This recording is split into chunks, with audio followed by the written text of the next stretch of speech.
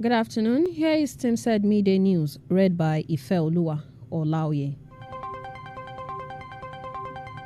34 new cases of COVID-19 have been confirmed by the NCDC, taking Nigeria's total infections to 407. The NCDC confirmed this yesterday evening through a statement on Twitter. According to the agency, of the 34 cases, 18 were found in Lagos, 12 in Kano, and 2 in Katsina, while Delta, Niger recorded 1 each. A total of 128 persons have, however, been discharged, while 12 deaths have been recorded.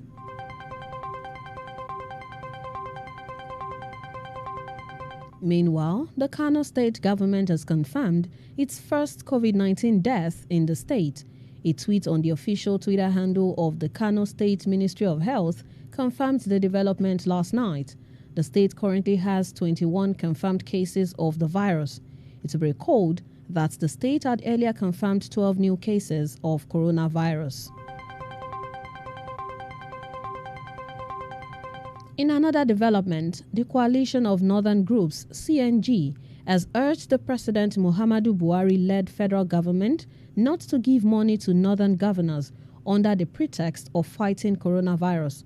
The group gave the call in a statement signed by its spokesman, Abdulaziz Suleiman.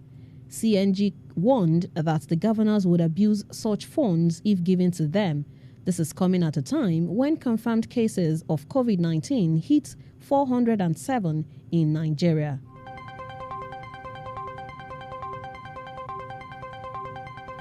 As the country battles to contain COVID-19 pandemic, the federal government has appealed to Nigerians to comply with the lockdown directive and not resist or encourage others to resist it. The chairman of Presidential Task Force (PTF) on COVID-19, Boss Mustapha, made this appeal yesterday while briefing Nigerians on the measures to combat the virus.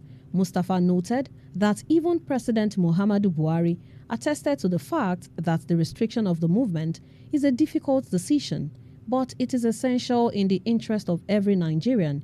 He also noted that the decision by the federal government and some state governments to restrict movement is not done in isolation, as it is done in every other country combating the virus. Meanwhile, the Director General of the Nigeria Center for Disease Control, NCDC, Chikwe Ikweazu, has said that Nigeria now has a testing capacity of 3,000 persons per day. At a briefing by the Presidential Task Force on COVID-19 yesterday, the NCDC boss reiterated that testing capacity had improved, but the only bottleneck left is how to get the right samples for testing. According to the NCDC boss, the government is setting up 20 healthcare facilities in Lagos, which will be announced once they open. Meanwhile, the government also commenced community testing in Abuja yesterday. The NCDC boss also gave some key recommendations regarding the use of face masks as a protective gear. According to him, how the face mask is worn or handled, which while it is being worn, is more important than actually just wearing it.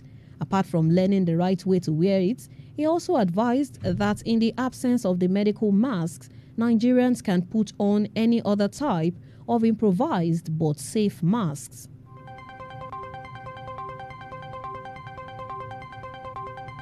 In the meantime, the Presidential Task Force (PTF) on the novel coronavirus has described news making the round, claiming that one of the Chinese doctors recently brought into Nigeria had tested positive for the COVID-19.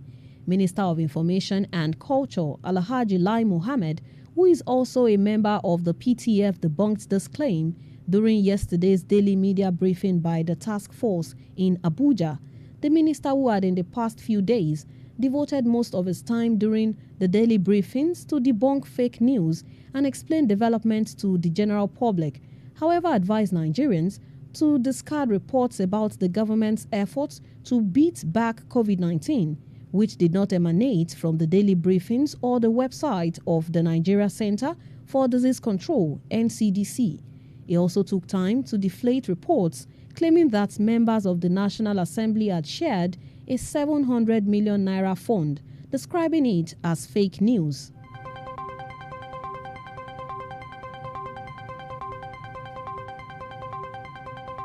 The Christian Association of Nigeria, CAN, has directed all its members nationwide to dedicate 30 minutes each day for the next 7 days to praise God in the fight against coronavirus. The organization said the prayer session should commence with effect from Monday, April 20 to Sunday, April 26.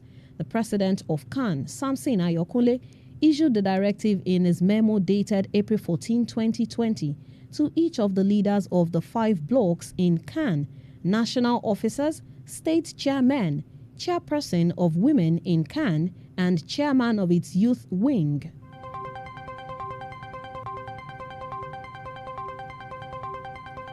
The group managing director, Nigeria National Petroleum Corporation, Mele Kyari, described yesterday that the federal government has in the past 2 to 3 days paid over 200 billion naira for power supply in Nigeria.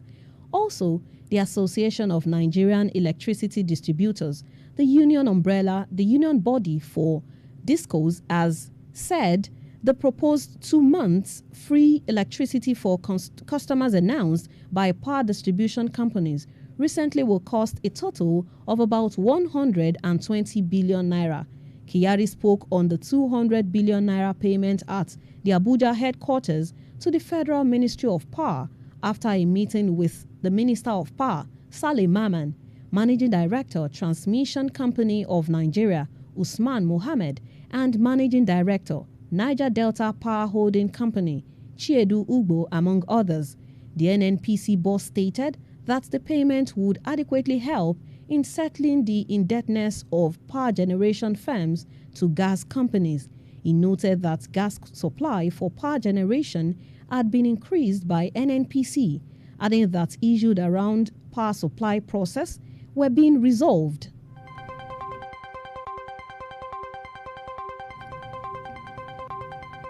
The Inspector General of Police, IGP Mohammed Adamu, has announced that the newly recruited police constables who are still undergoing training will pass out tomorrow. This was contained in a police wireless message sent from the office of the Inspector General to all police commissioners across the nation. All police commissioners are to liaise with commandants of police training schools in their states so as to arrange vehicles and escorts to convey the new police officers to their local governments of origin. This is in view of the coronavirus pandemic, which has resulted in lockdown in most states of the Federation. The IGP further directed that the new constables should be deployed to their respective local governments of origin.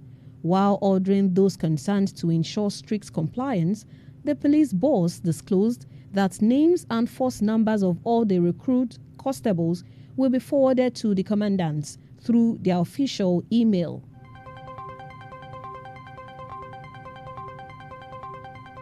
The kidnapped wife of a traditional ruler in Oyo State, Funmi Ojo, has regained freedom from her abductors. Journalists learned that also released was the monarch's daughter. The release of the victims, who were the wife and daughter of Oba Olusanjo Ojo, the Babasho of Igboole in Igboora, was confirmed by the Oyo State Police Command today.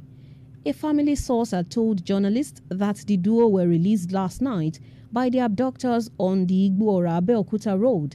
It was gathered that the monarch's wife, who is the matron of Oyo State College of Agriculture and Technology Health Center, Igboora, was kidnapped alongside her daughter while returning from work on Monday evening. Although the kidnappers had on Tuesday evening, through a phone call, demanded a 4 million naira ransom for the duo to be released, it could not be confirmed whether a ransom was eventually paid.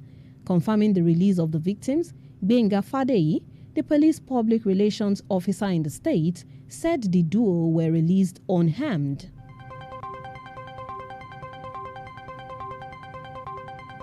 That ends Timsad Media News, read by Ifeoluwa Olaoye and packaged by Afolabi Koka.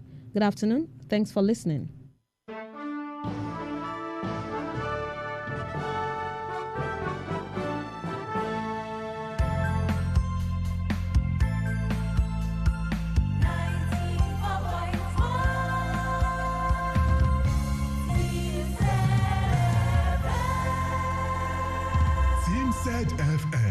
Ijebu-Jesha, Osun State, always a delight. If you wanna live long and stay strong, kékulé ó gbọ́ kó sọ fún toko káàdó gbọ́ kúrò fún ọbẹ̀ pé lásìkò àjàkálẹ̀ àrùn coronavirus yìí kárí pé à ń fọwọ́ wa pẹ̀lú ọṣẹ lóòrèkóòrè ká sì máa fi ìpawọ́ apakòkòrò sanitasi pawọ́ wa ẹ̀ ṣọ́ra fún à ń bọni lọ́wọ́ tàbí dèmọ́ra ẹni kí gbogbo ẹni tó ń sí tàbí wúkọ́ máa fi nǹkan bomú